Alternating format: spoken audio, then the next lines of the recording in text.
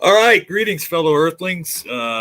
I'm John Peterson. This is the Great Debate Community, a channel brought to you by Steve McRae. This is just a little impromptu thing tonight following the modern day debate between Nephilim Free and Mark.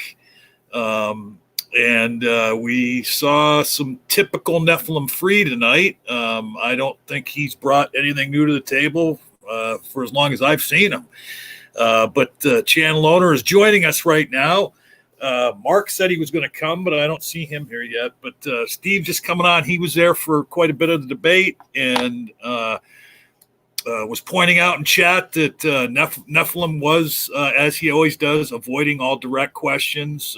Steve even super chatted a closed-ended question, which Nephy, obfuscated on and didn't even answer. But go ahead, Steve. Give your thoughts on what transpired. You noticed that as well, that even on a very closed question, I still could not get a direct yes or no answer, right? Nephy has this script that he goes by, and he has the same canards that he has for decades. And he's been trying to get to debate me for the very longest time. Now, I will not debate Nephy, and the reasons are why is, one, I think he's a horrible, horrible debater. And if I'm going to have a discussion with him, I want to be able to actually have a discussion with him, which you cannot do in most of these debates. I love Modern Day Debates channel, but as most of us realized, and I told this to James, James kind of knows his issues. James is not really a great moderator because he kind of lets the two people have at it. He doesn't really moderate his live chat, which I do. I think live chat needs to be moderated. His live chats can be rather toxic. And so when you have Mark and Nephy kind of talking back and forth, it's really not going anywhere. I will say I thought Mark did really well. Mark is very intelligent. I think that the problem was with the moderation. Again, they were never talking about the topic. The topic was living diversity from the Ark. That was the topic. When was that discussed? Well, were you there at the very beginning? Yeah, pretty much. Yeah, pretty much. Because here's the thing. Nephy started out by bringing up the idea that, well, how can evolution work if you have all these different varieties of organisms on different continents on the planet and everything, and something to that effect. And then Mark stepped in. Well, wait a minute. I think you just backed yourself into a corner. So explain how it happened if the Ark, had all the animals on it and then it crashed into a mountain. So how did all these different organisms get around the planet from that position then? And, he tried to talk about how did the biodiversity stem from the Ark, but Nephilim wouldn't have any of it. He wouldn't answer Mark's question. Here you're saying, how could that work for evolution? Well, hey, Nephy, how does it work for the Ark story? Yeah, I don't think I paid attention to that part, or I may have missed it. Again, it was supposed to be related to the Ark story, right? If Nephy's going to come out to talk about the Ark, why does he keep burden shifting to the people talk about evolution? Evolution is the theory that explains biodiversification. It's the most well-established, more well-researched, confirmed scientific model in all of human history. So the onus is upon Nephy to try to disprove it. But here's the thing with Nephy. Nephy does not understand concepts. Straight up does not understand concepts. He knows words. Big difference. He throws words out there, but he gets all these things wrong. He conflates things because he doesn't have the background and the basics down enough to understand why what he is saying does not make any sense. In his mind, it makes sense. I'm convinced Nephy is completely convinced he's right. But he has no idea what he's talking about. Yeah, real quick. So Mark is here. I guess James was unable to get him the Streamlab link. He's in. Do you have him in DMs or an email? I do not. Who? What? James or Mark? No, Mark Drysdale. I had sent James. Maybe. Hey, Mark. Here's the deal. I think I'm on Facebook, don't I? Yeah, he's here. He wants in. Trying to think if my DMs are open. Have him just email me. Here, I'll just put my email in there and I'll give him the link. Oh, no, well, that won't work. Just give him your. Oh, he just put his email in, Steve. Oh, well, then you have the link to this. You have to add him. You're running the StreamYards. All right. All right. I'm going to go ahead and talk away, buddy. I'm sure you have a lot to say about Nephilim free. Well, right. not really. I mean, it's the same crap, but he says, wait a minute, hold on one second. Sure. He says, Mark Giles, he says, lionlover@mail.com. Do you mean at gmail.com, Mark? But go ahead, Steve. He'll yeah, I can't stay long. I got plans tonight. I got Sweet Heat on the other line here, and she's giving me like weird gesticulations with her hand. I think it's sign language for fuck you or something, or hurry the fuck up, or what the hell you doing? I hate you. She's like doing like this and like stabbing her like throat with a knife. I don't know. I don't understand this types of kids modern day sign language stuff, but hang on, I'll be back in a second. Sweet. I mean, she's 3 hours ahead, so I don't want to spend too much time here. Right. No offense, but I kind of dig her more than I do Nephy. I know, shocking, right? But no, yeah, I thought Mark did a really good job. The problem, again, is sticking to the topic. This is why I won't ever debate Nephy. I'll have conversations with him. He's welcome to come in right now. I'll be happy to have a conversation with him for a few minutes. He's welcome to my channel. This bullshit that he gets muted is nonsense. He has been muted before, especially when he brays like a donkey and he's drunk and he bloviates and he doesn't answer direct questions. But here's the thing. You noticed it tonight. I asked him a very direct question. That question was a simple yes or no question. What I asked him was, is DNA comprised of amino acids as monomers? The reason I asked that is because his misunderstanding of DNA was so profound that he literally for years was trying to convince people that DNA was comprised of amino acids. Okay. I'll do this while you're packing. That's Mark. Hey, Mark. Hey, Mark. Sure. Go ahead, Steve. Finish up, and then we're gonna get Mark in here. Yeah, sure. And I have a couple of videos of that on my channel. You can't lie about that. I literally have him saying this multiple times. DNA is comprised of amino acids, and then when I even corrected him on it, he still doubled down on it. Then I had somebody else ask him, and he doubled down on it. So he doesn't understand these concepts, and this is why I keep asking that question. And then what was tell tonight was he's like, well, why would Steve ask me that question? Go look on my channel. I have multiple videos with him saying this. I put one in the live chat. So he lies. He's absolutely deceptive. I have no use for him whatsoever. I'll never debate somebody I think is deceptive like that. And there's no reason to, because he has the onus to make people convince people that all of evolution is false, the science is false, based upon his inept understanding. And he has like 6 people that buy into his BS around. That's not of interest to me. Now, if he wants to come in and I just have a straight conversation where he has to answer questions about concepts, I'm happy to do that. And especially in an open forum where other people come in, like maybe RJ would be able to come in, or somebody who really knows the field very well to come in. But I'll tell you right here and now, Nephy will never do this. Hey, never. real quick before Steve has to leave, I want you, Mark, to explain the very beginning of that, where you said that, well, Nephy, you nailed yourself against the wall because you're saying, well, how did all this diversity get around the planet with evolution? Yet here the ark supposedly crashed into a mountain and then all the diversity made it around the planet. I know I'm not explaining that point as clearly as you were, but you couldn't get Nephy to explain, how that happened. But if you could better tell Steve better how that went down than what I just did. Yeah, is my microphone clear there, Steve? Yeah, you said awesome, dude. How you been, bud? Okay, excellent. Yeah, well, Nephy started out basically backing himself right into a corner. He talked about a couple animals getting on a raft and, sailing across the 3,000-mile ocean. Well, how do we end up? New World monkeys, I don't know what you guys know about primates, but New World monkeys are much smaller. The stuff that we have in South America are the marmosets, the tamarins. We got some, up to capuchins, and they're relatively small monkeys.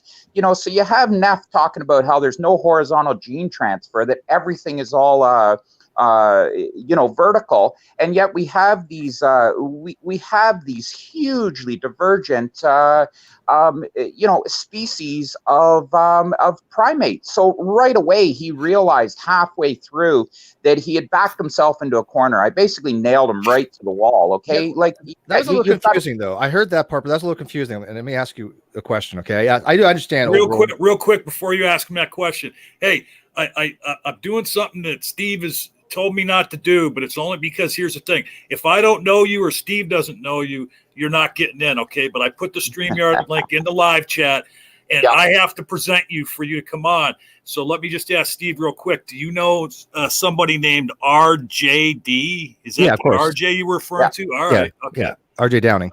Yeah. Right, RJ Downing knows a significant amount of anti-creation material. Just got to make sure, because I don't want, absolutely. No, cool. So let me ask you. If you know me or Steve, then you can come in. Go ahead, Steve. All right. So Mark, I know about Cercopithecida and old world, new world, wet nose primates. Yeah, I've done a little bit of cladistics before, but what I was confused on is that you kept talking about horizontal gene transfer. There's vertical and horizontal gene evolution, but vertical and horizontal gene evolution is not the same thing as vertical and horizontal gene transmission. Yeah. Okay, absolutely. Vertical. Yeah, I think you did know this, but I think what happened was Nephy so conflates the concepts. This is what I'm saying. He doesn't understand these concepts, so he gets confused really easy. Vertical gene transmission is more like anagenesis. It's where you have a change of species over a period of time that doesn't have a bifurcation. Right. And so he doesn't grasp what a cladogram was. He wouldn't even understand the difference between a monophyletic group versus a paraphyletic group or a polyphyletic group. These are all terms he may have heard, but this is what I'm telling anybody who ever debates Nephy. Nephy knows words. He doesn't know concepts. You can quote me on that. It's straight up. When you start asking him questions about the concepts, that's where he gets lost. But you kept talking about horizontal gene transfer, which, as I know, goes back to like bacteria, as far as like antibiotic resistance and things of that nature, is because of horizontal gene transfer, not through linear descent, through gametic sexes and parents. But see how Nephy he reads something, he doesn't have a basic understanding, and he just shoves these things all together. And what he does is he'll look for areas that you're not that familiar with, right? He'll try to gish gallop to something that you're not that heavy on reading on, and he is a God of the gaps expert, right? If you don't know something, therefore, tu quoque, you don't know, then he doesn't have to explain it. But he's positing a model that, one, doesn't work, two, cannot work, and I will leave you with this. You nailed him on the problem with enthalpy, and I don't know if you mentioned enthalpy per se, but it's a problem with enthalpy with steam coming out of what you have water in a high pressure system that's hitting atmospheric conditions. What's going to happen with that energy? How much energy is being released here? It's going to vaporize the mantle, and it's sure the hell's not going to shoot the moon. That is impossible. I think 23 kilometers like that is the highest, but physics, obviously. You said, I think you're an engineer. You said? Yeah, exactly, Steve. When that water hits the atmosphere, it's going to hit it like it's basically solid concrete. Like, atmosphere is very thick. Put a balloon in your car and slam on the brakes. The balloon will move straight to the back of your car. Like, how did these people not realize this stuff? That the atmosphere has a very great thickness to it. That's why we don't jump out of jets and dive into the ocean and live. When we hit things at incredible speeds, and 30 times the speed of sound is an incredible speed. We don't have metals that can handle that at sea level. You know what I mean? These jets that we have that can fly at 5 times the speed of sound, they're doing it at 60,000 feet. They're not doing it where we are, where we're breathing air. Yeah, you nailed him a couple times. You caught on exactly what was going on, and I was impressed by that. My only criticism was not more with you, is with James, that he allows these so much gish gallops. I hate that. I like to stick on one topic. This is why Nephy's completely scared to death with me when it comes. Like, Nephy won't come in right now, especially if RJ and I are in the same room. Never going to happen. Right? I've watched RJ do some debates with Kent, and I love him. Where did RJ go? He's there. He's got to be there. Oh, he did disappear. Look at that. But RJ knows his stuff, but he'll be back in. I know. Gotta go. I gotta run. I got guests. I'm entertaining tonight. But Mark, that was great. Have you been on my channel? I don't remember. I know. Yeah, I used to be on your great debate, but the only thing is I was under my ex-wife's name, so you probably didn't recognize me. But I've asked you lots of questions over the years, and like I told James, I said, I've always used you as a go-to. We can't know everything. We can't all be great at speaking. And like you pointed out, Nephy grabs these key words and he tries to take everything to 10, but he can't get off the base level. He can't even put down a foundation for his model. He can't There's nothing for us to build on. And that's the way science works. We start with a foundation and we build on that foundation. Young Earth creationist does not have a foundation. And I'm preaching to the choir here. So you guys know that, it's unless they can show us a foundation on how these animals got off the ark and did this and did this and did this, they have nowhere to go. You got to do that first. Oh, you're exactly right, and that's why he can't. Ooh, is that Gary? Who's playing a didgeridoo right now? Gary, is that you? It's Gary. Hey, how's it going? Hi, Gary. One sec. I have to run. So Mark, yeah, you're spot on correct. This is why Nephy wants to debate me and will not just have conversations anymore. It has nothing to do with muting. It has nothing to do with that. He can come in here. John's God because he's running it, so I can't mute anybody. He has full dominion when he's in charge here. That's how it always works on the GDC, and I'm fine with that. I set that rule up. So, but here's the thing with Nephy. He won't come in because he knows I'll ask him difficult questions about concepts. Right. And that's where he just falls apart. Absolutely falls apart. Look at his hydrologic sorting. How he confused laminar and turbulent flow with hydrologic sorting. There was no correlation between those two, and he just didn't understand it because he looks at pretty pictures and say, "Oh, look, here's some laminar flow that's laid down this, and this, as opposed to stratification over millions of years." But ask him what Reynolds number is, he'd be lost, right? Yeah. So these are the things that people that are in science, or at least have taken some science courses. People know I'm not an expert in science, but I know a little bit, right? But I know how to have a discussion. He does not. This is why we butt heads so much.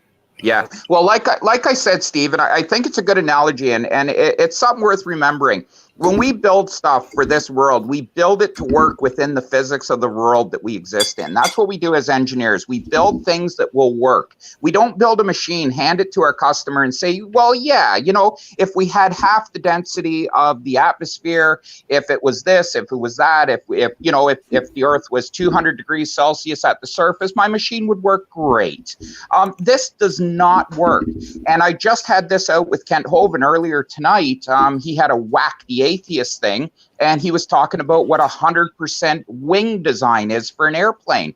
And I said, Kent, there is no such thing as 100% wing design. Everything is a compromise. We design a wing that can take off at sea level, and it can work its way up to like I said, 60,000 feet, and then fly at Mach 5.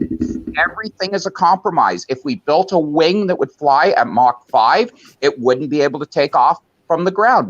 It just wouldn't work. Physics and that's where these people don't understand. Mark? They want to bend physics, and it's just we can't bend physics. That's our base. I could not agree with you more. They want Mark, was he trying to?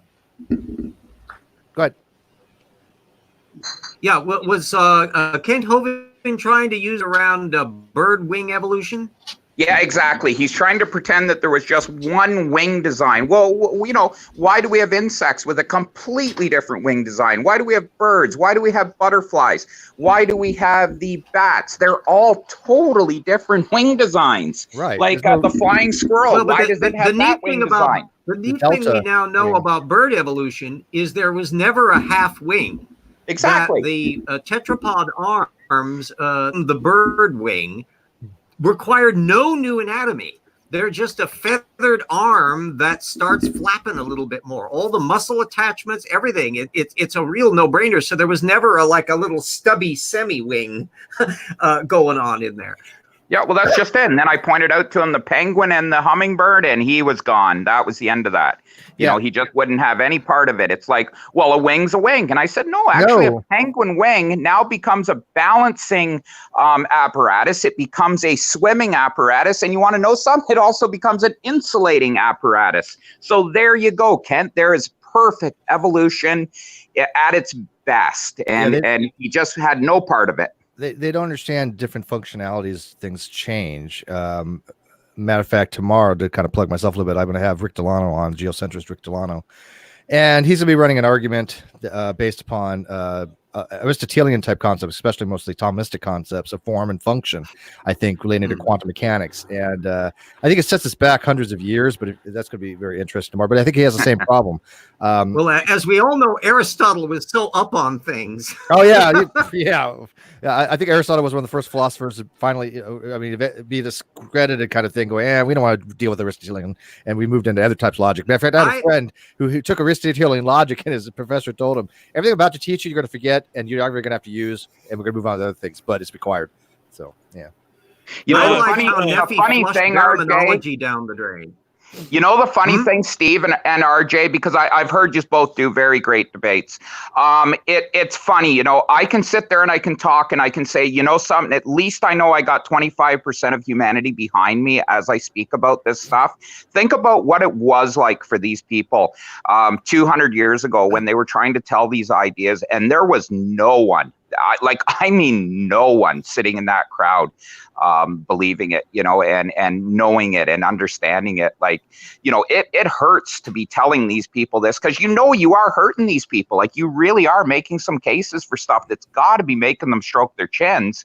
But here's the thing, though. I gotta blow back at you. One part of that statement you just made is that I believe it's more than 25%, because I would say that a majority or perhaps a plurality of Christians accept evolution. They believe in creationism, but they believe that God could have used evolution to Yeah, there's the theistic evolutionists. But anyways, I'm in the jet.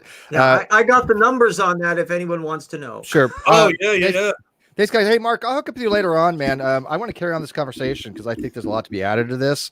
And I'll send you my email, and you'll get a hold of me. I'm out there, like with all the animals. Everybody knows who I am. I'm controversial when it comes to the animals. Obviously, anytime you try to help animals nowadays, you get into the equivalent to the young Earth creationists are the animal rights wackos that think that they should be going out and letting foxes that are bred for furs loose. And so yeah, I fight two battles here, but. Like I said, growing up in Canada, we don't really consider ourselves atheists, agnostic, religious, anything. It's a different community up here. And I hope I explained that to people. We just don't get indoctrinated as children. We are left to grow into our own thoughts. And that's where I think we end up with all these logics, armored skeptics, and all these people. We're just kind of left to our own devices. And Mark, just I'll give you, when we're ended here, I'll give you my contact info, and you can shoot me that link for the GoFundMe or whatever it was that James ended for the animals and what have you. I appreciate that. Yeah, and I'll make sure it goes into the description of the video. Yeah, that's great. I just want real quick. If people get a hold, if you see Nephy, let Nephy know. I'm happy to have a conversation with him on this channel with John moderating. My only conditions is open, and people can ask questions, and he has to freaking try to answer, because I saw him answer no questions tonight. He just, when he got trapped, he moved to one topic to another. This is what he always does. I want people to recognize this, because he's already explained it. Yeah, he's full of crap. Anyways, Gary's going to come in. Just FYI, Gary actually has met me in person. He actually traveled to my house, and he's he's a cool mofo. You're talking about ColoradoBiker Prep, right? Yeah. Well, as a matter of fact, he's backstage right now, and I can't connect him because it's saying that his mic and his cam is not connected. All right. Well, if you guys want to know about me, he actually has met me in real life, so I am a real human being. Right. We actually had lunch and a nice lunch date. Hey, he's back. Hey, Gary. Hey, how's it going? Sorry, camera issue. We've actually been on a real date together. Well, oh yeah, Mexican food. He's so dead sexy. Oh, I couldn't help but buy him dinner. Oh my God! That bastard took advantage of me. I tried. No, I know. But anyways, buddy, you will hook up again. I know you. I got your messages, but got them kind of late. But I knew you've been all over the place. Oh yeah. But envious some of the places you went to. I did see, but VLA, man, VLA. Yeah. All right, get the fuck out of here. I'm out. I got See you later, Steve. Later, man. Take care. All right, hey, just to the live chat. I'm about to post. We have one seat open now. I'm about to post the StreamYard link. If somebody wants to come in, if I don't know you, I'm not going to bring you from backstage, because I got to know who you are. Or if you can get a hold of Steve and have him DM me that he knows who you are, then I can bring you in. So I'm going to post it right now. I see Messenger in the chat. Come on in if you want Messenger, and here it goes. But I wanted to ask Mark how familiar he was with baraminology. Being a non-science, a pseudoscience, I followed a lot. Like I said, I've been following this stuff. I was absolutely, I got to be honest with you, I got addicted to Kent Hovind. I have watched his videos every night for the last 5 years. And I don't know what it is about the man. I was just absolutely blown away that this type of person even existed, that can just stand in front of people and lie, just make shit up, just Kent isn't a baraminologist. Well, he actually, he talks about baraminology a lot. He talks about how kinds turn into kinds, and that, we had 2 cats get off of the ark and make all the cats there are today. And that's what I argued with him today. I said, Kent, then why are we worried about extinction? I could take 2 orange kitty cats out of my house and make the tigers when we finally lose the tigers.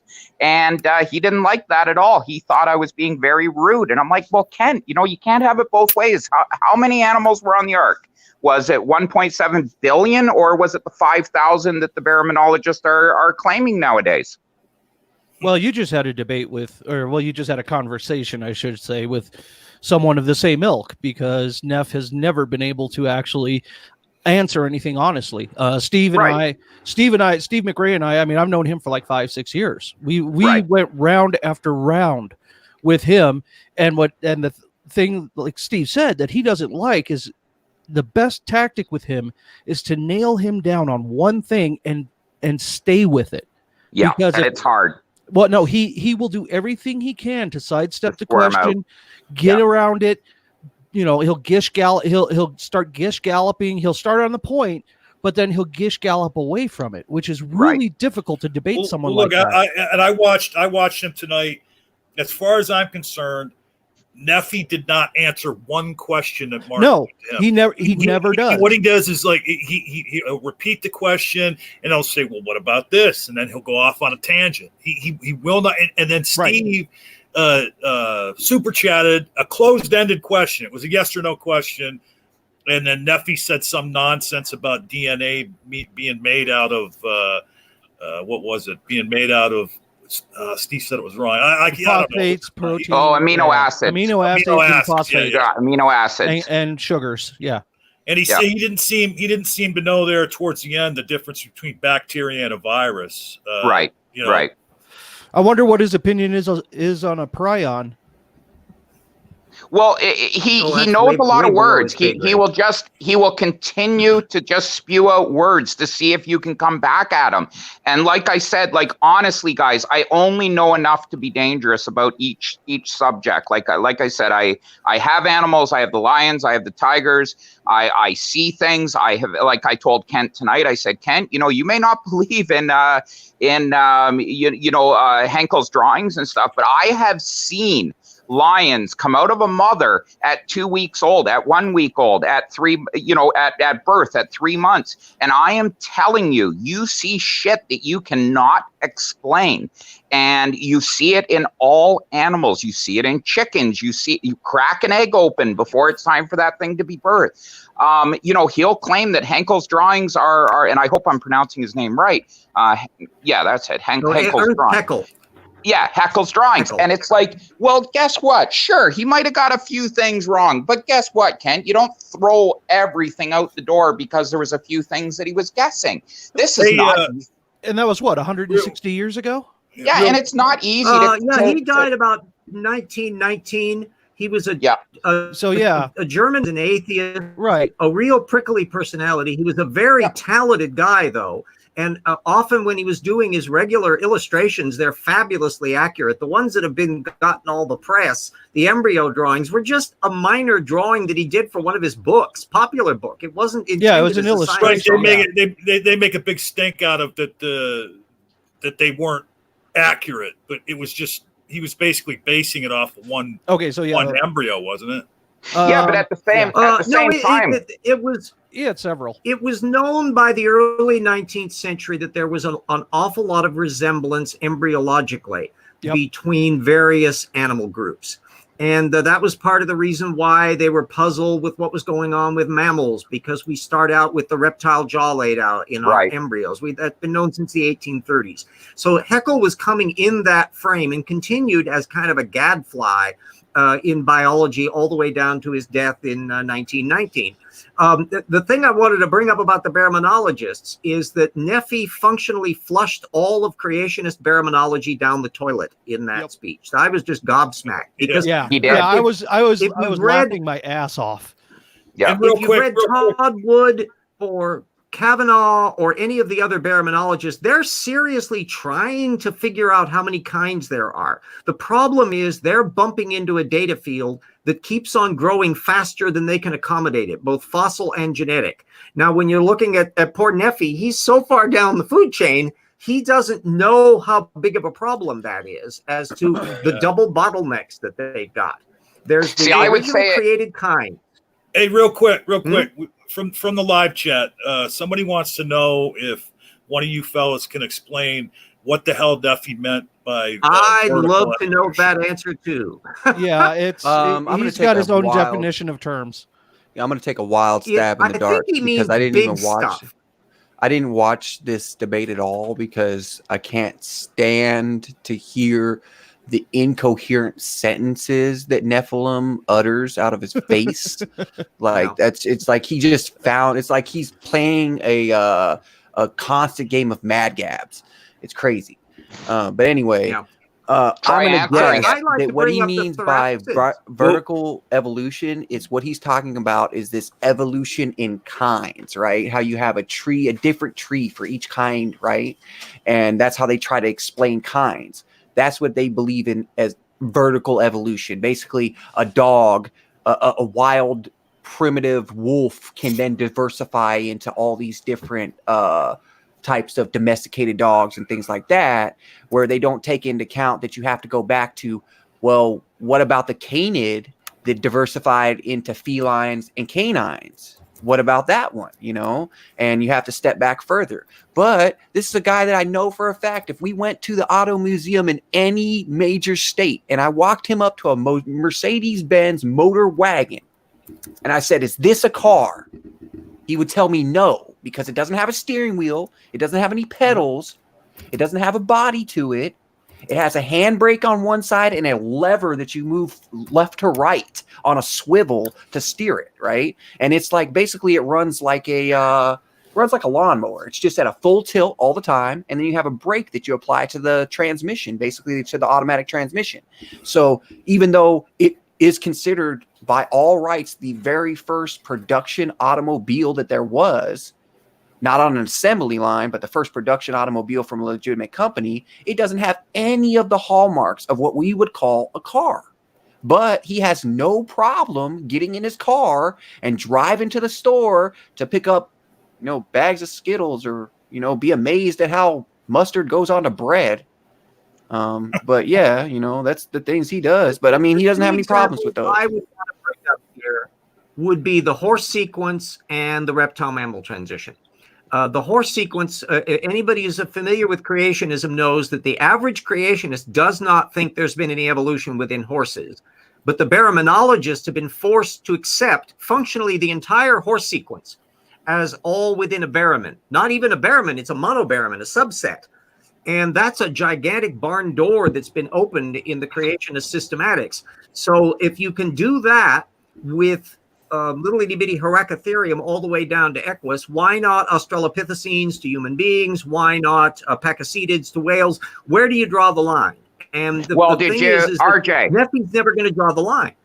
RJ, did you hear him try to tell me that the reason that we know we're not apes is because of the rib count? And then I pointed out to him, well, how about the equine species and the rib count across the across the entire like it was insane. It was like, Nephy, how do you not know this? How do you not know that we have many, many species with varying rib count? Hey, RJ. Also, and there's genetic systems that generate all of that stuff. They've got the genes, bone morphological protein, and all the rest that govern all of that.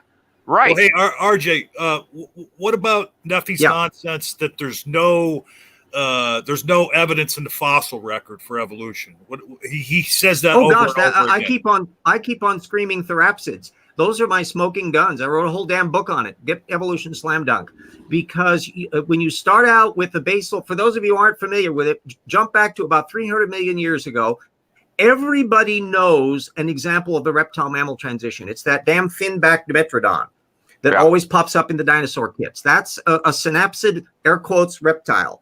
And when you follow that for the next 100 million years, you are going in the most gradual, slightly change. And by the time you get down to the late Triassic, oh shit, we've got mammals.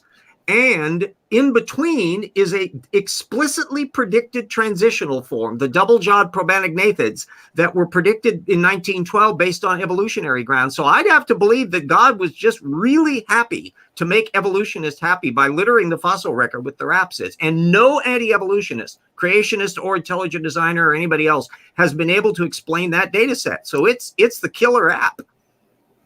But RJ, you got to remember, you're dealing with people here that think that there's a 1.5 inch thick layer of ice that is up at the outer edges of our atmosphere, and that is where the pressure comes from that we feel on Earth. Like, you got to think to yourself, what is Kent Hovind thinking that all of a sudden that ice structure fell down? According to him, we went instantly down 1/3 in atmospheric pressure. Well, here's the thing. Here's the thing, though, too. Real quick, is RJ, a bottom feeder. Let me real quick add to what he just said. Okay, the other thing about this whole dome theory is that if that were the case, there wouldn't be gradient pressure. Okay, it would be equalized pressure. Well, you couldn't get it. You're still going to get the weight of the atmosphere. You're still going to have an atmosphere of weight at sea level, and he doesn't seem to understand this. And then he views this world where the sun does not heat the Earth. The sun. You have equal pressure across the entire planet, where you've got the North and South Pole. That's how he explains the tropical fauna that we find up at the North and South Pole. Like, this stuff, you can't even get off the ground with this stuff. You have to remember, there's a pecking order of anti-evolutionism, and Kent is not at the top. He is a lower level bottom feeder who relies upon usually really old creationist material. I bumped into him back into the 1990s, and he's basically the same shtick over and over again. That Hovind theory, I love that he calls it the Hovind theory. It's not even his. He stole it from the ice canopy guys from the 1960s. So it's largely the arguments that he has kind of coalesced in that little weird brain of his parasitically. There are higher level creationists, the ones with PhD degrees, real ones, not made up like Kent. Andrew Snelling, Jeffrey Tompkins, Nathaniel Jensen, they're top fact claimant groups. And there's about 45 of those in anti-evolutionism. They are serious and formidable thinkers. They're trying to be sciencey. They're tripping up constantly at the data level. But Kent Hovind is a representative of a popular creationism that's very far removed. Regular creationists don't pay the slightest attention to Kent Hovind. They don't refer to him at all. I lose a brain cell every time someone refers to Kent Hovind as doctor.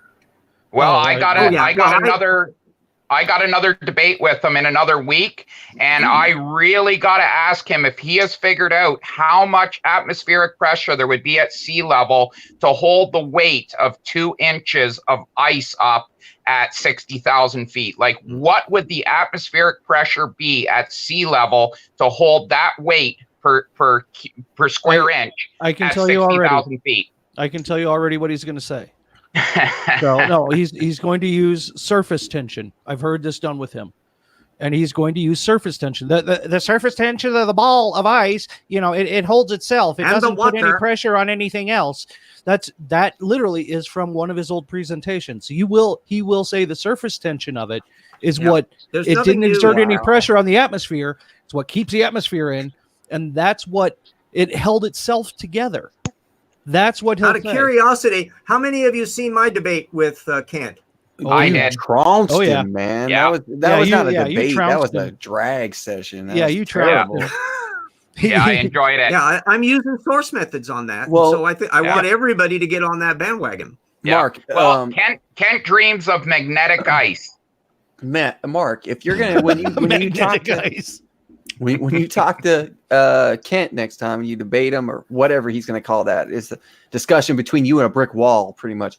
But when you talk to him, let him know, as a person that's in trade school right now for HVAC, right? It's gas laws and also latent heat are screaming at me with his theories that he's got going on, right? Yeah, same as me. But tell him I am willing to set up an experiment where I can set up an experiment in a pressurized chamber. We'll put him in there and I will drop the pressure level 1/3 instantly. However, prior to going in there, he has to sign a piece of paper that says we will not be held liable for his death. Yeah, you'll kill him. You'll kill him. Because when his brain instantly hemorrhages, if his lungs aren't on his chest, when his brain hemorrhages, he's going to have the most quizzical look on his face where he drops like a bag of bricks. Yeah, if you drop it what by I told him. third, wow. I mean, his Does blood will anybody damn near know- boil. And if Does he says anybody that we know can't do where, that on the one where second, Nephy got RJ. his damn lemurs? I was gonna say, The- if he says that we as a living can't do fossil? a 1/3 atmosphere drop inside of of Earth's atmosphere, tell him. Well, you had give the me collapse. 5. You had the collapse of the canopy, and according to Kent's theory, we had a 1/3 drop because we had 30-something% higher oxygen at sea level than we did at with the canopy compared to without a canopy. Okay. And he says that extra oxygen came from extra pressure. Mark, tell him you need 15 seconds to pull up footage of what happens when a fuel air bomb detonates. Oh yeah, I know what it would look like. Those are fun. Yeah. Oh, on that oxygen level thing, a fun fact, at the end of the Triassic mass extinction, there was a rapid drop, or maybe it was the Permian one. Yeah, it was the Permian one. There was such a drop in oxygen levels, it was down to like 12%, something like that.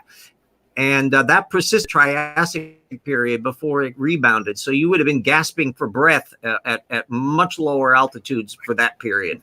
Well, that's when the dinosaurs were. That's when the dinosaurs would have been breathing fire out of their nostrils. Yeah. Hold on a second. So I'm not sure what Clockwork Rex means if he's referring to you guys talking right now, but he says, is this all going to be technical arguments? I mean, what's wrong with the technical argument? I mean, rather than the way they argue. I mean, and also welcome to. Well, put a question in, Clockwork. Yeah. My thing The is problem is that we all have to deal with. We all have to deal with the physics that we live in. Like I said, I have to build machines that work in the world that I see. I can't build a machine, and I can't say an easier way of saying it. I can't build something and then tell them that if they change the entire world, my machine will work. Believe me. I think one thing that we always want to make clear. And I was going to say, they don't ever play by our rules, so why should we play by theirs? Well, they have their own set of rules which do not comport with reality whatsoever. Right, and I'm going to stick to ours because ours comport with reality, and I can actually use them on a day-to-day basis. They continue to provide. The main thing is that creationists don't do the work. They are not the ones actually doing most of the genetics. They're not the ones doing the paleontology, the geology, the developmental biology. And then when you get down to the Nephys, who think that of something they read somewhere or other on some creationist website is fact because it said what he wanted to be true. At least Standing for Truth kind of channels more directly the creationist stuff, but Nephy is like a fog bank to try to figure out where he gets his stuff from. All SFT does though is just read his script. I mean, he doesn't. But he's at least a good copyist. Well, but SFT though, he doesn't understand most of the concepts that come out of his mouth. He's just parroting them. Right. He's like, Jackson would ask him questions, and he was suddenly clueless to try to apply it. But Nephy doesn't even get to that level. I'm scratching my head trying to figure out where he got the lemur as living fossil. I don't even think that's from any creationist literature. Yeah, I don't know where that came from because I lemurs. Hey, somebody in the chat, I want to know this too. what the hell did Nephy mean by when he said, what was the term he used, hyper water or superfluid? Super fluid. What I mean, and I wasn't listening. Was it the question about the craters on the moon? And yes, he told me that I was unaware of superfluids. And I said, Nephy, what the hell is a superfluid? We were dealing with water that could handle hitting our atmosphere at sea level at 30 times the speed of sound. We would be building airplanes out of it because we have no material that can travel at 30 times the speed of sound at sea level. We have nothing, but apparently water will do it. Well, is he talking about hold on, this goes back to 5 or 6 years ago. Steve will back me up on this. I was in the debate with Steve on this one, and this is the one where he said this goes back to his Great Flood. Okay, then what he calls a Noachian flood. That in the Bible it states, the waters of the deep burst forth. He says they burst forth with such energy that they achieved exit velocity from our planet, and that the craters on the moon were created by chunks of ice from the waters of the great deep bursting forth and impacting the moon. And in Colorado, you know what that theory's called, right? Bullshit. No, it's called bullshit. It's called the lunar bukkake theory. And this shows how creationists evolve over time. Right. It's a goalpost moving from one stupid field to another. Back in the 1970s, Henry Morris was insisting with a straight face that the craters of the moon were caused by lightning bolts thrown by the archangel Michael during his fight with Satan. Right. So we've moved from the lightning bolt to ice cubes. And Nephy has moved from this after Steve and I completely hammered him with the physics, with just the basic physics of the escape velocity. Water surface tension would not hold, and it would literally break down into its constituent molecules of hydrogen and oxygen before it even left the atmosphere, before it got halfway there. The amount of thermal, or the amount of energy that would be released by something like that would literally break apart the molecular bonds and turn it into gas. It was. Don't forget too. So I can call that and raise you accelerated radioactive decay. Exactly. Because the creationists insist that somehow or other that they can get some of the radioactive decay super fast, but to do that you need a supernova conditions, which are millions of times hotter than the sun, which I think would be kind of toasty for Noah and the kids. Yeah, but immediately after we hammered him with that, he still, of course, denied it, and he stuck to his story. But then after that, it took him a couple of months. But then he went on to the superfluid theory. Wait a second. When he says superfluid, Mark, is he half-assedly remembering superfluidity, a characteristic of liquid helium when it gets super cold? Yeah, that's what he's talking about, because this is tent shit. This goes back to when something becomes I forget what he called it with ice, but he called it, what did he call it? Right around absolute zero, according to Kent Hovind, everything changes molecularly and it becomes magnetic, the ice. And that's what's holding it up there, according to Kent. So I actually looked up to see if this is real, and it is real. When ice, gets really close to absolute zero, it does become magnetic. It was kind of interesting, but its percentage of magnetism, if we can use that word, compared to its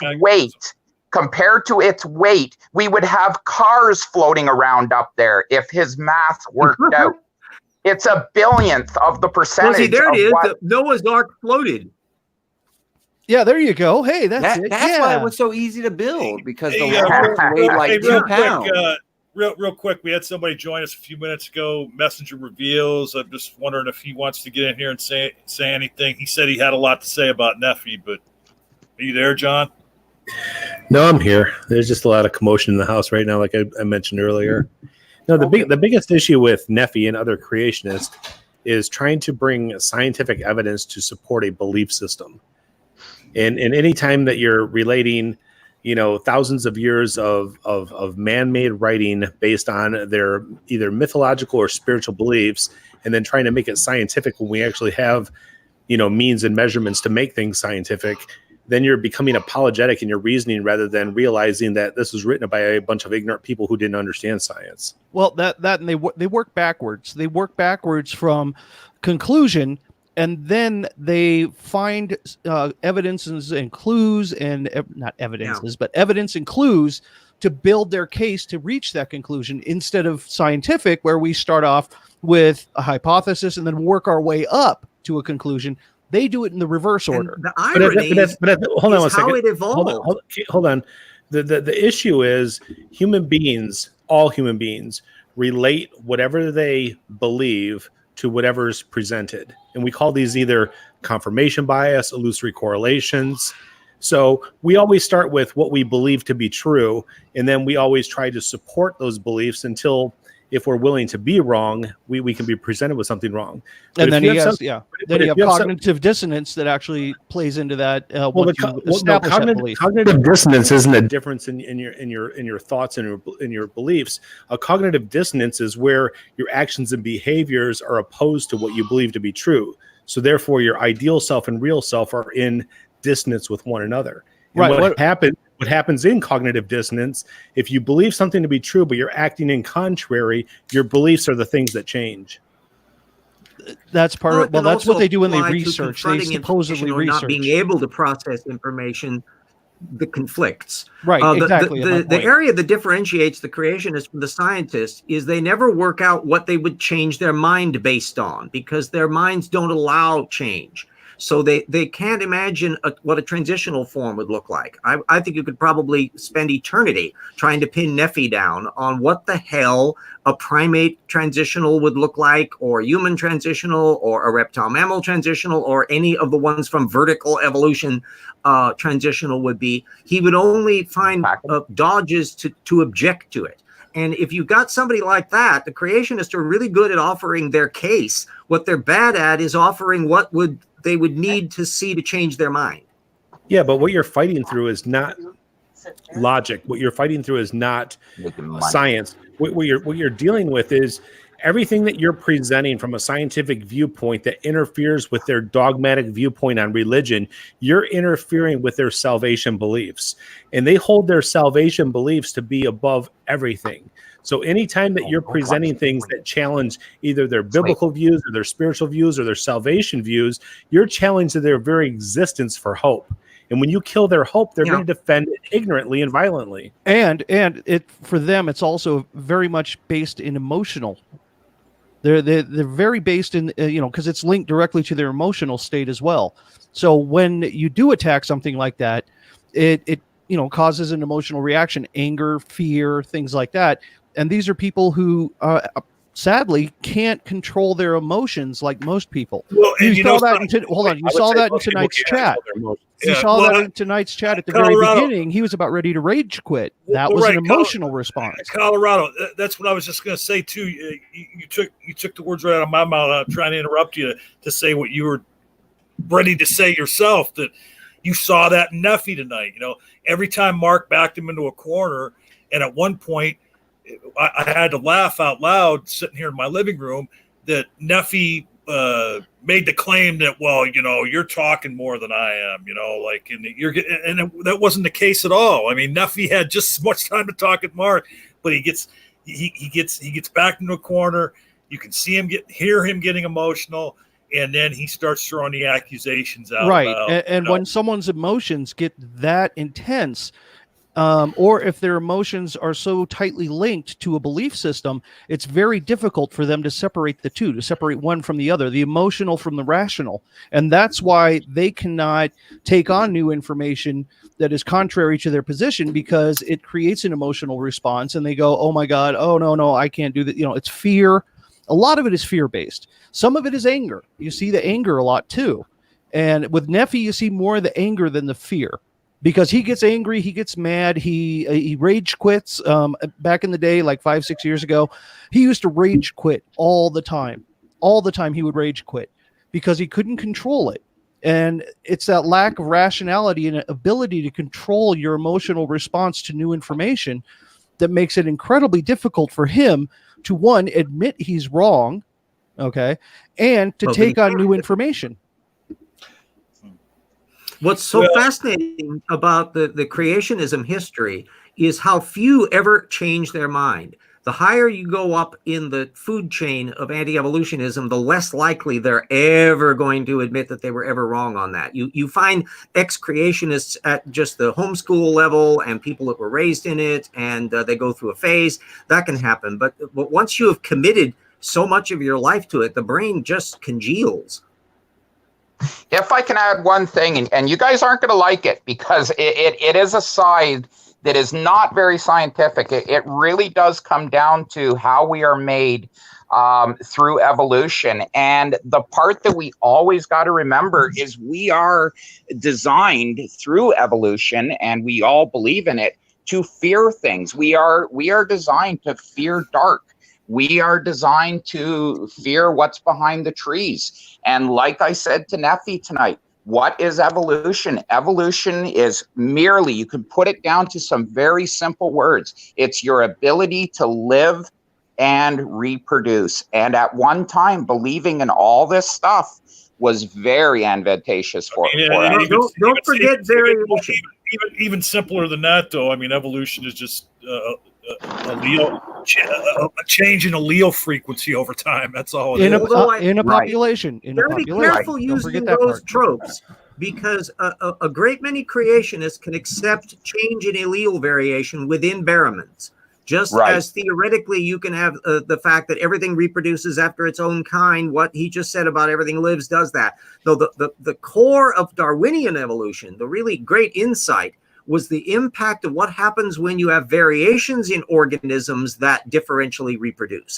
And that's the big driver, where the variations are occurring by perfectly natural random means, but the selection part acts as a filtering mechanism. The problem is they can't apply that to things. So they have a difficulty conceptualizing species. You notice how Nephy tries to argue that you can't make any definition at all, and therefore I don't have to figure out what kinds are. But the problem is that in principle, every single organism has its genes, its alleles, its regulatory systems, and in principle, Barrowmans would have the same thing. The created kinds on the ark would be that. And the creationist in principle can theoretically work back. The problem is they've got a truncated time frame. They're trying to put all the variation that we can see in the living world back to the bottleneck number 2 at the flood, and then the bottleneck number 1, 1,500 years earlier at creation. And the data is never going to fit.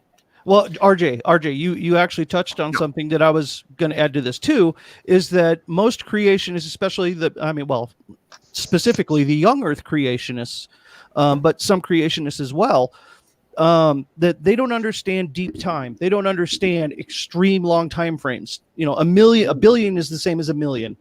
You have just hit the nail on the head. That's what they can't get, and that's something I was hoping. This is true for old Earth creationists and intelligent designers. It's what I call in my work the map of time problem. Exactly. Young Earth creationists, of course, are trying to accordion it down to 6,000 years, so they have a different set of problems. But literally, no old Earth creationist or intelligent designer has ever done intelligent design systematics. They have made no claims or even ponder what is related to anything or is something not related to something else. And so they have this mammoth time frame to fill, but they never think about it. So in those ends, that map of time problem afflicts all anti-evolutionists, just in slightly different ways, depending upon how many zeros they got in the age of the Earth. And see, I think you don't even realize that you accidentally hit upon the second part, because I was going to speak to what Mark said, right? So the law of averages, if you go by that, fear of the dark with the law of averages is a winning strategy, right? It works because if you take every time the bush rattles that it's a tiger, then the one time it is, you ran away at the right time, right? Well, So the law of averages, you're going to win. That's a selection pressure on that, but that's a selection pressure. But that's something that came through evolution. The other part that came through evolution is that the human brain tries to force you into a situation where your brain can be comfortable. And what does that entail? Lack of not a lot of change in your environment, the stimulus that's coming at you, the things that are happening, your routine, things like that. And your brain tries to fight that change because it just wants to be comfortable. And get to the point where it can reproduce, get its genes on to the next generation, or survive to the next morning. Seeking personalities too, but there are three. This has been discovered.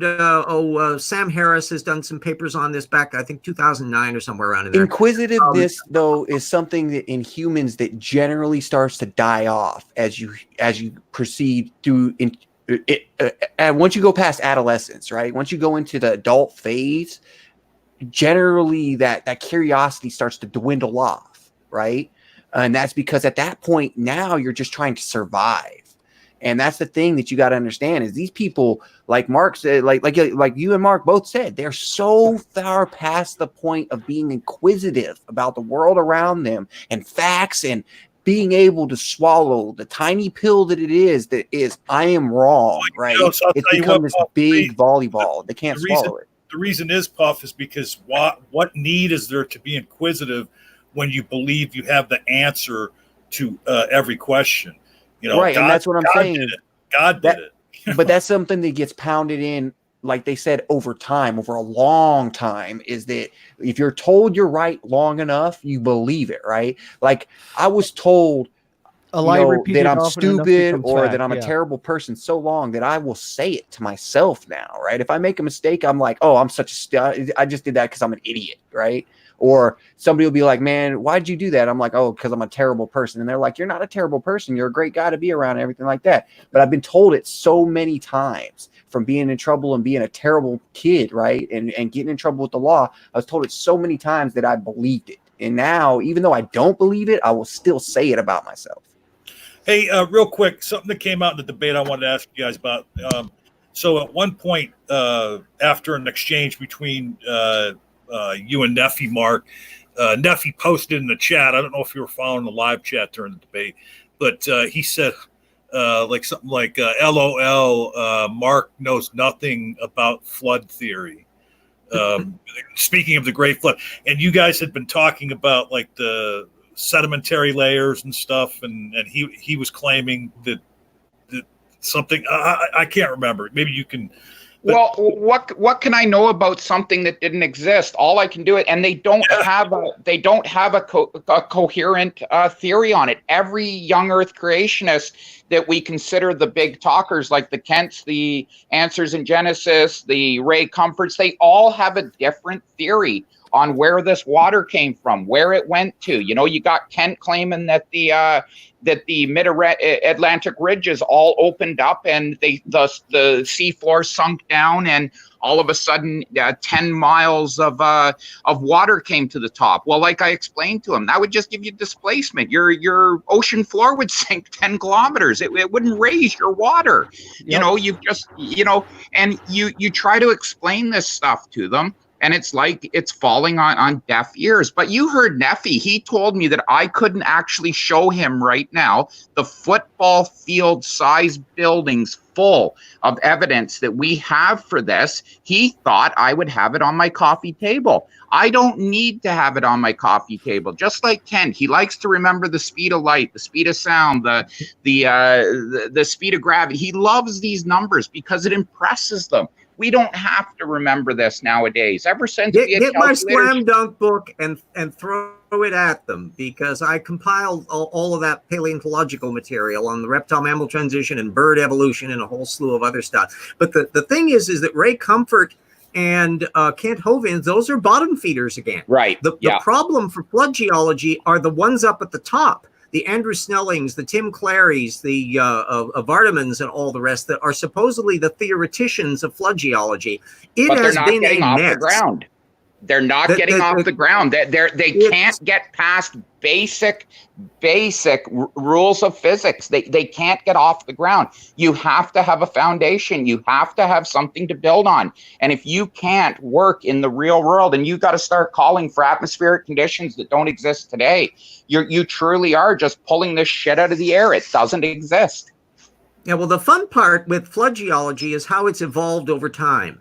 That if you look at creationism from the 60s and 70s, they denied continental drift. They imagined the flood taking place in the world as we can see it now. They weren't imagining mountain ranges being thrown up all in one fell swoop, really. And over time, they've evolved to where now you find the Creation Museum having Rodinia supercontinent as the pre-flood world, and then in the course of like a year or two, it goes through the Pangea phase as continents are shifting around like roller coaster fun rides, and then finally producing the existing stuff. Well, all of that generates thermodynamic energy. You No just can't shit. move land masses around like that.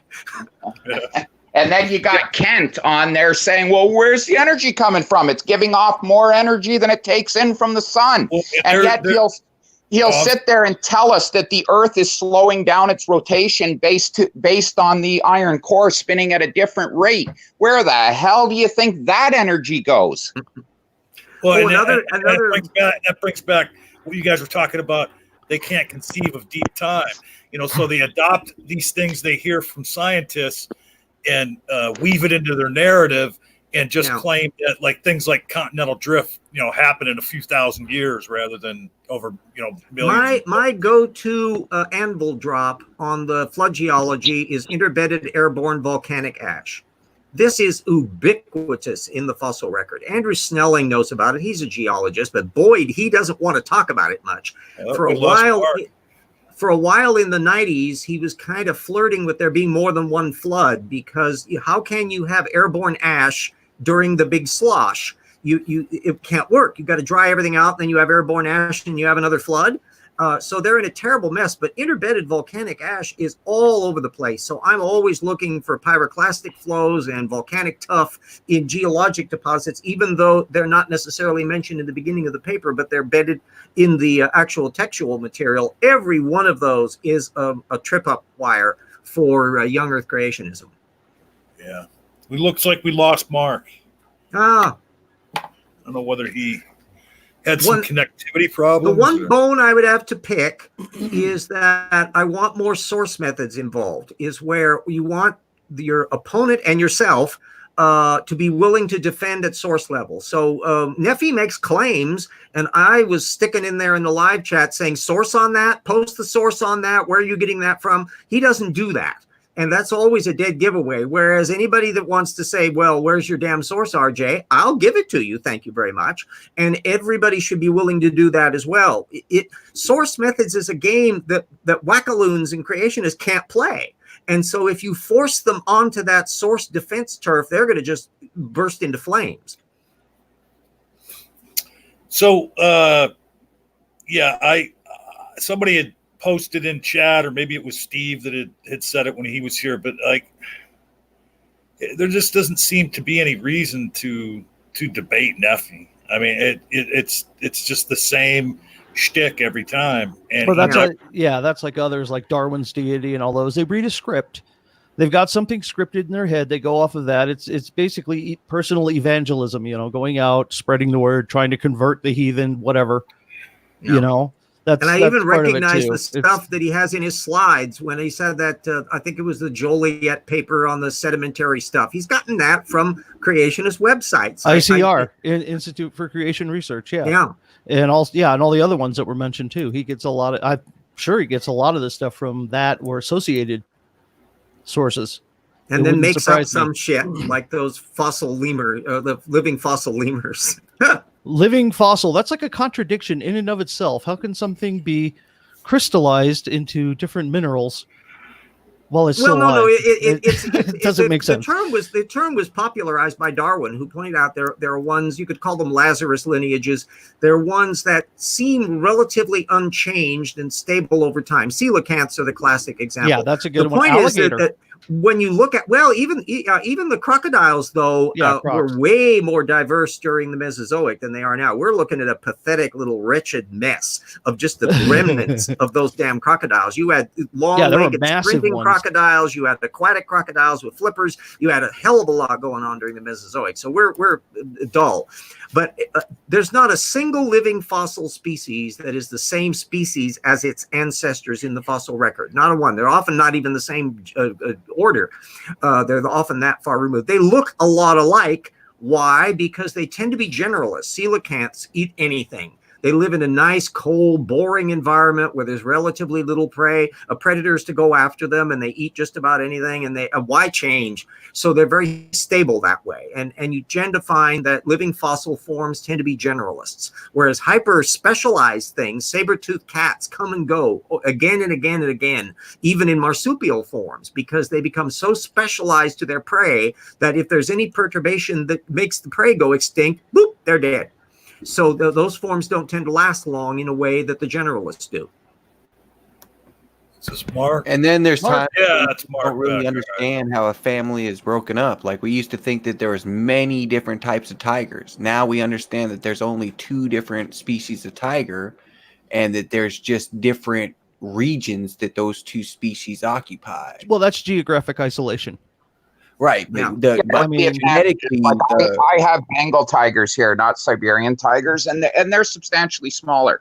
And that was they're 2 different breeds. They're 2 different they species. eked out living in a different area. The Siberians were taking on much bigger predators, and they had to grow larger. And that's where my opinion, and my opinion might be wrong. I don't claim to know genetics inside and out. But, I see it in animals. I see the ones that are successful in the areas that they're successful. And then I look at what they're up against, and you really do. You see a very linear representation between what it has to chase compared to what it is chasing it. And I see it across the board. Yeah, Hey, that's what they figured out. Is those 2 real quick, they Puff, break hold on, up. real quick. I got to jump in real quick. I'm sorry, Puff. So we can go for about 15 more minutes. It's like 12:30 where I'm at, and I'm an old man. And hey, I'm the old guy here. Yeah. Well, and then I just wanted to ask Mark real quick. So you've posted your email a couple times. Now, is it it's simply at mail.com? Just mail. And if you can get that to all the guys there, these are all guys that I respect a lot. I've watched all of their debates. Just throw my email into your addresses there and send me an email the odd time. I would just like some, like I said, I've used Steve as a resource before. I've asked him lots of questions about physics before I have to talk to people. And it's just really nice to have you guys in the back to go after these guys, because I'm really not afraid of it. Like I said, for me, the one thing that I have the advantage of is all these animals are in my backyard. I have 40 or 50 different species of animals, and all the way from lions, tigers, you name it. And, for everybody that's here, if you scroll back a few minutes, his last name's Drysdale, Mark Drysdale. He posted his email there in a comment, and it's lionlover, all one word, @mail.com. That's right. Yeah, and anyone's welcome to send me an email. I'd love to keep in touch with you all, RJ. I loved your Kent Hovind debate. Like you're I said, on Twitter, at RJ Downard, and everybody can pick my brain. Send me a direct message or a tweet. I've got vast amounts of information, and I'm happy to share it. That's what it's for. Yeah, I'm trying to find Wheaton too. I've been looking for him. I've sent him a few things on some of his videos. And I'm looking to get a hold of Wheaton as well. He's a very knowledgeable guy, from what I can tell. And real quick, I had interrupted Puff to jump in there with that. What did you have there, Puff? Puffalupagus? Puff has been raptured. Puff has been raptured. That happened to me. That, or he had a rupture. He must have went AFK for a minute. Well, listening to Nephy could rupture you. That's I once interacted with Nephy in one of his hangouts post-show, and there he acts like the emperor. He just runs the table with his presuppositions, and that's one of the few times I've just lost my temper, because he just is like banging a head against a brick wall. And he had the balls to say during that debate, calling Steve out, I can't go on Steve's channel because he'll just mute me and talk over me. But what does Nephy do when he has people on his channel? Yeah, no doubt. Yeah. Very same thing. And you can never get him to address an issue or apply that. I have no problem with creationists offering their model, fine and dandy, but have a model and apply it, and be willing to give it up if the data doesn't help you.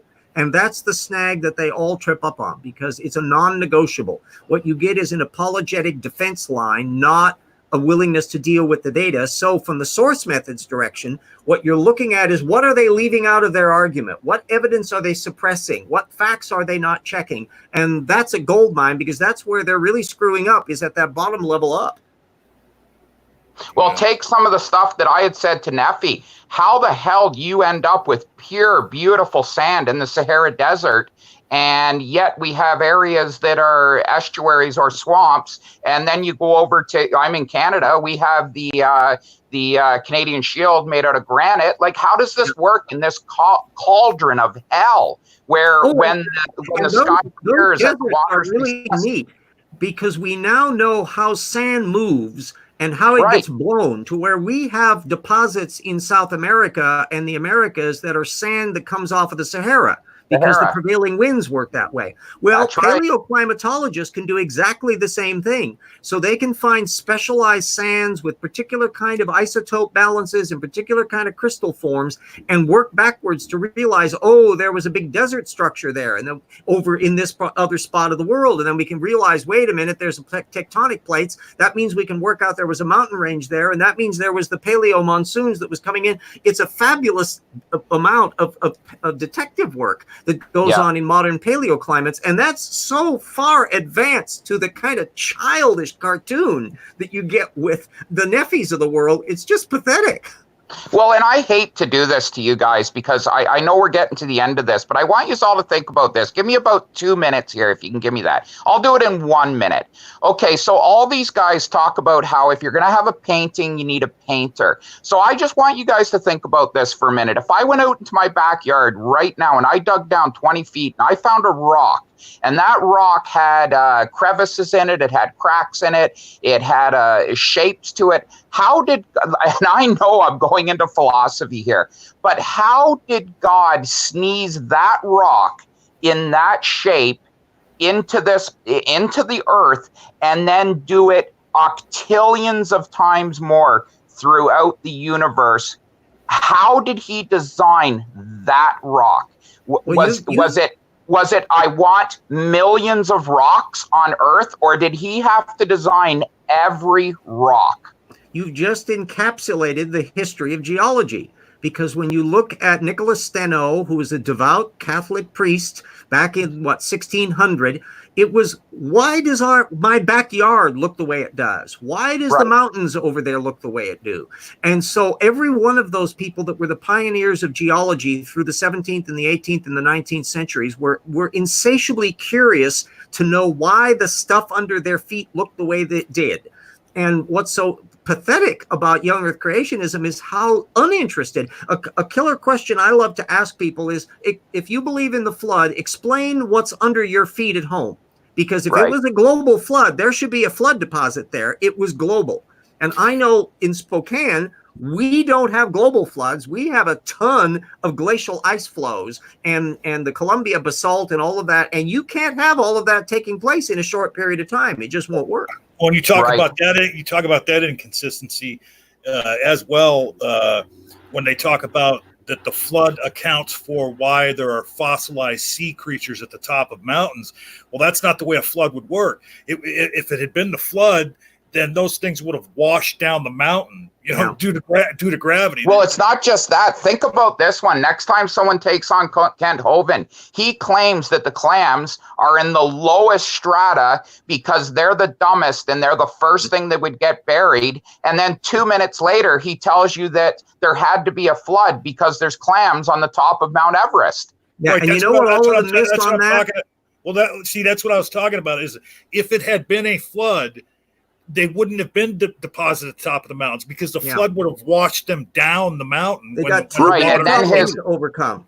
Yeah, one, and then his other claim is and then his other claim is that tides, the actual water. So Kent thinks that when the tide washes from one continent to the other, it's actually those molecules of water that are making their way across the ocean, not an energy wave. So he pictures all of these round rocks from being this water sloshing from side to side on this earth, and it's insanity. Like he's missing all of basic physics. He makes another stupid claim about clams a lot. And again, it's not his stupid claim. It's one he's copied from other creationists, is that the shell openings are not. The problem is he's confused brachiopods with other mollusks. Brachiopods don't have that opening. Their shells do the opposite of what the other cephalopods or the other gastropods do. And he doesn't know enough to research all of that. But the one other thing that occurs up in mountains are crystals. There are rock crystals that are been pushed up because the mountains were originally not high. And those crystals, there are many of them that are unique. They cannot be formed except at high temperatures over long periods of time or at extreme depths. And so they are testifying by their very existence, no, that thing was not made in a quick flood. They can't be only a few thousand years old, and none of that. Plus, the creationists have had to functionally adopt plate tectonics because everybody on Earth, you can measure it now, and everybody's doing their earthquake research. They can't pretend it doesn't exist anymore. Hey, real quick. And the other thing is that he likes to claim. Mark, because I had a question for you. Something you said a minute ago. So Nephy actually believes that when a wave travels across the water, it's the water actually moving from Kent does. That's a Kent Hovind claim. That's where he thinks we get round rocks from. And Kent doesn't seem to realize that the reason we see clams in two pieces on a beach is because there's waves breaking onto the beach. If you're a diver and you go out into the ocean, clams are not breaking apart. They die, they fall to the bottom in one piece, and they bury. There is no magic to a two-piece clam that has broken open. And he talks about these clams that have died in the closed position because they panicked during the flood. Well, he forgets they're in fact not clams, they're brachiopods. The exact opposite of what he thinks they are. You could be a scuba diver doing a deep dive, and a tsunami could go by you on the wouldn't even know it water, and you wouldn't even know it. Yeah, exactly. Oh yeah, that was the case with at Krakatoa, where the safest place to be near Krakatoa was in the water, miles out to sea, provided you were away from the pyroclastic flow. But you have no idea because the wave, it just moves the water up and down, but the water isn't moving. It's going in slight little circles. It's the wave that's moving. Yeah, it's just gibberish. Yeah, but then also think about this for a second. Next time someone talks to Ken, he pictures this wave circling the Earth because there's now no continents to break it up. So he pictures how big the tide would get, which maybe, let's think about it, it would probably get pretty big. But now think about a boat with no motor, no rudder, the first time it comes across that mountain, the first time it crests that mountain. Holy shit, are you ever in trouble? All right, so got about 5 minutes left, so I guess we're going to go around, give everybody a last word. Puff, are you back yet? I've been back. I just wasn't going to butt in when people that knew what they were talking about were speaking. Oh, well, no, because when I was done with what I had to say, I tried to throw back to you because I had interrupted you, but you didn't seem to be there. It must have been when I had lost the connection on my Bluetooth headphones for a second. Oh, okay. So I want to let you go first, Puff, and I want to mention something that Puff lost his father about a month ago, and he's had a GoFundMe up to, because his family's having a tough time paying for the final costs of burying his father, and I'm gonna link his GoFundMe in the video description here after the show, and we'll toss it in the live chat too. Yeah, there we go. Good. Yeah, Puff's done that. Puff did that. Yeah, good. And we're getting into that season. That even us atheists, we celebrate the season of giving along with the Christians. I know many atheists that celebrate Christmas, and this is the kind of time of year to maybe open your wallet up and help folks out. And Christmas is too fun to leave it just to Christians. That's right. And I know Puff could still use some help with this. Go over there and please share this link on social media. And Puff, what final words do you have for us tonight on this topic? I try not to bother anybody with it, but yeah, I'm in a pretty bad situation with that, because not to mention that I'm a full-time college student. So I try to work around that and starting to drive and delivery, but that's paying my gas, man. That's really, and the little bit of bills and stuff I got, $500 in bills a month. So I don't have every bit helps. This $3,500, is something that hit me out of the blue. And, literally right after I started as a full-time college student. So it kind of sucks. So just if you can help, please do. If you can't, I understand. I'm in a bad situation myself as well. But on this subject, real quick on it, but if you can't, really powerful to share this on social media. I mean, if you can't help, or even if you can help, put that link out there on different platforms, please. Yeah, that would definitely help. Other than that, we usually give shout outs to their channels or come check my debates out. I don't have any of that because I'm in school and I don't have a channel yet. It's coming though. It's going to be a stream of consciousness. Thank you, John, for that one. But that's going to be my streams that are coming. But anyway, couple channels for you to check out. If you want to try to get involved in helping out this country and fixing it up a little bit, go check out Democracy at Work. It's a channel on YouTube. Other one, if you want to chill out, watch some videos to just relax, check out Crime Pays, but Botany doesn't. All right, awesome. And just to clarify too, when he says democracy at work, it would probably be better described as democracy at the workplace. Right, but the name of the channel is Democracy at Work. But as far as it's not democracy at work, but it's democracy at where you work, basically. Yeah, because the whole point, what John's saying, and I should break it down. What the whole point is that we could change this economy. If we change it to a worker co-op economy where you're actually invested in the business, then when there's a surplus at the business and everyone gets a democratic vote of what that surplus goes to, how it gets divided up, and you get to put your voice in, people feel a lot better about the situation. And usually it goes a lot better for the worker, a whole lot better. And the thing is, sometimes those worker co-ops do go back into a capitalist type of business. Sometimes they don't, sometimes they do. But one of the largest co-ops of construction workers in Italy is in Italy, and that's a workers co-op. And they do excellent work, but it's all about how you want to do it. If you want to keep being like in a democracy in our government, but in a dictatorship at work, then that's fine for you. All right, RJ, your final words, and please plug anything that you have you want folks to know about. I've got Evolution Slam Dunk book on the reptile mammal transition. When any creationist that dares say there's no evidence for macroevolution, just bring up the therapsids. I cover the whole shebang in there. Every anti-evolutionist, there's only like 20 that have ever even bumped into it, while all of them have their head up their ass. So you can get that in ebooks. You can get it at Amazon. It makes a great stocking stuffer and a nasty gift to give to creationists. And Jackson Wheat and I are almost finished with the first volume of the Rocks Were There book, where we're dismantling 4 of the creationist Answers in Genesis Answers books. That's in the same source methods vein. And that one, we're really proud. We're going to be dropping a hell of a lot of anvils on that. And if you like fiction, I've got the Paralogs of Phileas Fogg book. That is a mystery science fiction retelling of Around the World in 80 Days, and I'm nearing completion on the second Fogg novel. So I'm an old fart doing new tricks. Well, and here after we end the broadcast, I ask all you to stay. I'm going to give you my email, and any of these things they're plugging, we're going to get it in the video description. For when this posts a video, we can get you links to his books. And you mentioned people having their head up their ass, and as I like to call that, the cranial blockage of the rectum. No, the cranial colon interface. I always heard it as cranial blockage of the rectum from an old college buddy back in theater days. In an answer to Jay Pasick, no, I didn't debate Nephy tonight, Jay.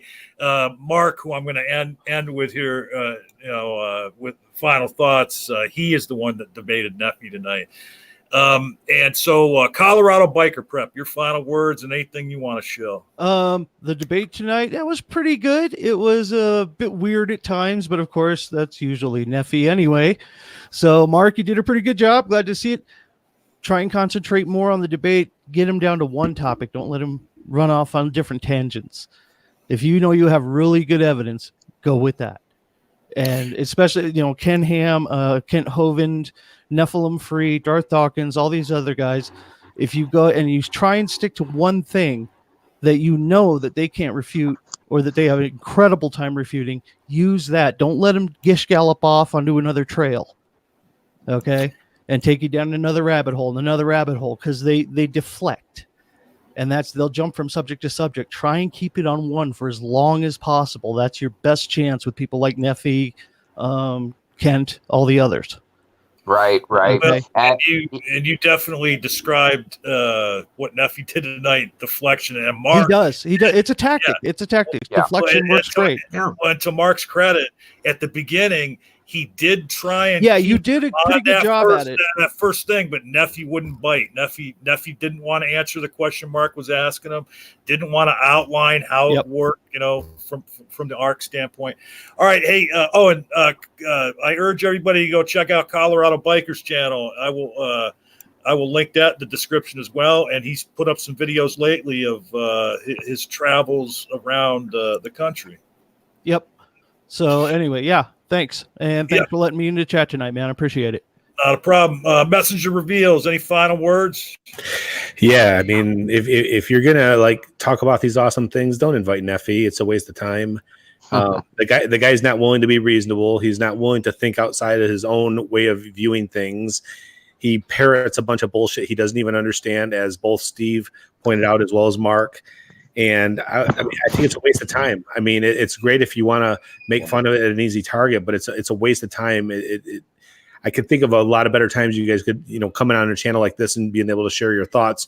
You'd get a better audience, and you wouldn't have to have the distractions of listening to somebody pontificate and go on and on about nothing. And I'm a theist and a creationist, and I'm against most Christians who have this dogmatic viewpoint of, the Bible being the true, inspired, infallible word of God. And the fact that many of them claim to proclaim to serve somebody they act nothing like. So. Well, and you have a channel too, right? I do. I have two channels, Messenger Reveals, which is a theistic channel where I kind of break down what I believe Jesus taught and the value of it. And also I have a secular channel called Unplugged from Worldly Thinking, where I provide psychological self-help to anybody who's willing to, wanting to get over things like anxiety, depression, anger, stress, those type of things. Thanks, John. Yep. And we're going to end with, before I have my final word, with the man, the myth, the legend, the Nephy whisperer, Mark Drysdale. Wow. How do I follow up on that? I should just drop the mic and say thanks a lot. But I had a lot of fun, and I do realize that everybody who's been fighting this battle for quite a while now, their livers need a break too. So I think you guys noticed I pounded back a few beers tonight. You have to. It's very tough to keep your composure with these people, and I know you've seen it. That I tried to hold him down, and as soon as I felt like he was going to run off, I had to let him go, or else we were going to lose him 10 minutes in. He started on to, my wife is sick, I got to go be with her, and we were going to lose him. And I really felt bad for James, because he did pull this together at the end. And I do like James, and I do like the channel he's put together, but we were going to lose him, and I wouldn't let him go. And then I started noticing to the chat too, move on. But no, these people need to answer this stuff. If you can't get off the ground, don't be bringing things up. And, I've met a lot of great people tonight, and I look forward to fighting this battle in the future. And I do have a GoFundMe page. It's for my animals. My wife just handed me. It's something lions, tigers, and zebras. Oh my, really? That's our GoFundMe page? Wow. Pay no attention. So yeah, that's what we do. And we look after... Oh, there's a link to it, I guess. James had it up as well. So, that's how we look after animals. A lot of stuff that we do bring in our rescues. We do a lot of movie work, and we do rely on the public to help us out. And I'm hoping to spend a little bit more time, fight the good fight of knowledge. It's something that I've always really believed in. And believe me, guys, when you hear me say that I consider Canada the brains of America, it really does. It's not against you guys. It's the religion that we have down in the South and the States. And I really do feel bad for you guys that you have to fight against this, because it's not in my backyard. Like I said, up here, it's just it's a different way. And everybody wonders, why are there so many people up in Canada that are, they call us atheists, they call us what we want. We just don't grow up with the religion. We don't grow up with it in our backyard. It's just not something that we are subjected to every day. Well, and if you decide to do T-shirts for that GoFundMe, you might have to put it on the front and back to fit it all in. That would be great. But I really appreciate it, guys. So, you got a couple of my heroes on there. Definitely you, RJ. You had some really good comments in there for Ken. I love your debate. I've probably watched it 5 or 10 times. And as I said, hang around, guys, because I want to give you my email after this so I can get all your info in the description, because real important stuff. I want to definitely check out the books that RJ mentioned. Yeah, definitely. So, and I'm John Peterson, and always want to thank Steve for allowing me to do this. I already did a stream on the GDC earlier this week on Wednesday night with Dr. Misha Griffith and her husband Jerry. We talked about Mary Shelley's Frankenstein. Check that out if you can. I also do streams on a Raging Atheist, usually on Wednesday nights. Please go over there and check out a Raging Atheist channel. And I have my own channel called The Amateur Conversationalist, where I do one-on-one interviews with YouTubers and try to talk to them about an aspect of their life that maybe the rest of the community doesn't know about. But starting next month, every other broadcast on my channel is going to be the Apostate Alliance podcast, and we're going to focus on bringing ex-Muslims on to talk about their journey out of Islam. Ex-Muslims get a lot more heat, suffer a lot more consequences for being atheist in Islamic countries, and where it's against the law. We want to. Right, where you can be killed for it. Yeah, and so we want to start bringing more of the ex-Muslims, who many of whom I've talked to, who feel as if they are part of the skeptic atheist community, but you don't really see them around the community. We want to start bringing them into the community, and be looking for that next month on my the Amateur Conversationalist show. 2/3 of the people on Earth live in nations where you could lose your life or livelihood by having no faith or the wrong faith. Yep. And it's just horrible. And heaven forbid, in one of these Islamic countries, you're found out to be a homosexual. They'll take you to the top of the building and throw you off of it, or kill you in some other horrible fashion. So thank you, everybody, for stopping by tonight. And we will be back soon. Steve has a stream tomorrow night. I forget who his guest is, but I believe it's tomorrow night at 8 or 8:30 p.m. Eastern time. But you can probably see a link to that on the homepage of the channel. So again, thank you to everybody. Thanks to all my guests, and we will see you later.